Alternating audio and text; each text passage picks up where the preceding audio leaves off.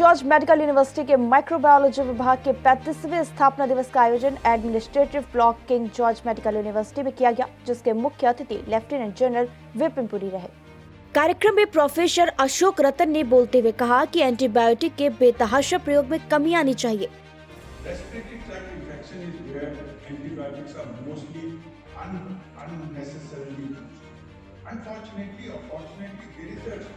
वहीं मुख्य अतिथि लेफ्टिनेंट जनरल विपिन पुरी ने माइक्रोबायोलॉजी विभाग को स्थापना दिवस की बधाई दी तथा कोविड काल में माइक्रोबायोलॉजी विभाग की उपयोगिता की प्रशंसा की। वहीं केजीएमसी के वीसी जनरल विपिन पुरी ने डॉक्टर शीतल वर्मा के साथ ही प्रोफेसर अशोक रतन और एचओडी अमिता जैन को भी सम्मानित किया। इसके साथ ही वायरल इन्फेक्शन में भी एंटीबायोटिक के उपयोग के विषय में माइक्रोबायोलॉजी की हेड अमिता जैन ने क्या कुछ कहा, सुनिए। जब मरीज़ आता है तब डॉक्टर को एक्चुअली पता नहीं होता कि वो वायरल इन्फेक्शन है या बैक्टीरियल इन्फेक्शन है। वायरल इन्फेक्शन के लिए टारगेटेड ड्रग्स बहुत कम है, एंटीवायरल्स बहुत कम हैं, लेकिन बैक्टीरियल इन्फेक्शंस के लिए बहुत सारे ड्रग्स हैं जो हम एंटीबायोटिक्स के फॉर्म में यूज़ कर सकते हैं। तो अगर हम वो दे देते हैं उस वक्त तो पेशेंट की जान बच जाती है।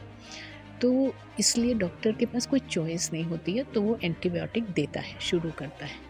एंटीबायोटिक देने का प्रोटोकॉल क्या है? अगर पेशेंट एक्यूट स्टेज में आया है तो आप पहले उसको इवैल्यूएट कर लीजिए, आधा घंटा लगेगा, 20 मिनट लगेगा, जो लगेगा, उसके सैंपल कलेक्ट कर लीजिए फर्दर टेस्टिंग के लिए, और फिर एंटीबायोटिक एम्पेरिकली शुरू कर दीजिए। जैसे जैसे रिपोर्ट आने शुरू हों, जो कि 2 घंटे से लेके 2-3 दिन तक आएंगे, उस हिसाब से आप एंटीबायोटिक थेरेपी मॉडिफाई करते हैं कि हम गलत दवा दे रहे हैं तो चेंज करो, ज़रूरत नहीं है तो बंद करो।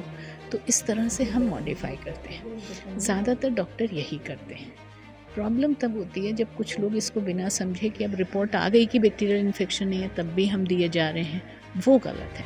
पर जो लोग कॉन्शियसली पेशेंट को ट्रीट करते हैं, अनलेस उनके पास कोई रीज़न है, क्योंकि लैब तो मरीज़ को नहीं देख रहा है ना, लैब के पास तो सिर्फ सैंपल है। डॉक्टर मरीज़ को देख रहा है तो वो अपने मरीज़ के हित में अगर समझता है हमें देना चाहिए तो वहाँ पे हमारी कंट्रोल कम हो जाती है। लेकिन फिर भी अब लोग कॉन्शियस हैं, ये समझ रहे हैं कि एंटीबायोटिक मिसयूज़ नहीं करना चाहिए, कम देने की कोशिश कर रहे हैं। वहीं एमडीआर टीबी और एक्सडीआर टीबी के अंतर को समझाते हुए पल्मोनरी डिपार्टमेंट के प्रोफेसर दर्शन बजाज ने सूचना इंडिया राज्य संवाददाता से कुछ बातें साझा की, सुनिए। माइक्रोबायोलॉजी के स्थापना दिवस के उपलक्ष्य में आज हम किंग जॉर्ज मेडिकल यूनिवर्सिटी में हैं और हमारे साथ बातचीत करने के लिए प्रोफेसर डॉक्टर दर्शन बजाज जी हैं, और हम उनसे पूछेंगे, सर ये एमडीआर टीबी जो है और एक्सडीआर टीबी, इसका क्या मतलब है? देखिए, 2 तरह की टीबी होती हैं, ड्रग सेंसिटिव टीबी और ड्रग रेजिस्टेंट टीबी। अब ड्रग रेजिस्टेंट टीबी के कई प्रकार होते हैं। उसमें क्या है कि या तो पेशेंट को मोनो रेजिस्टेंट टीबी हो सकती है। मोनो रेजिस्टेंट मतलब कि किसी एक ड्रग को वो रेजिस्टेंट होगा। रेजिस्टेंट मतलब वो दवाई उस पर काम नहीं करेगी और उस मरीज़ को दवाई दी जाएगी तो काम नहीं करेगी।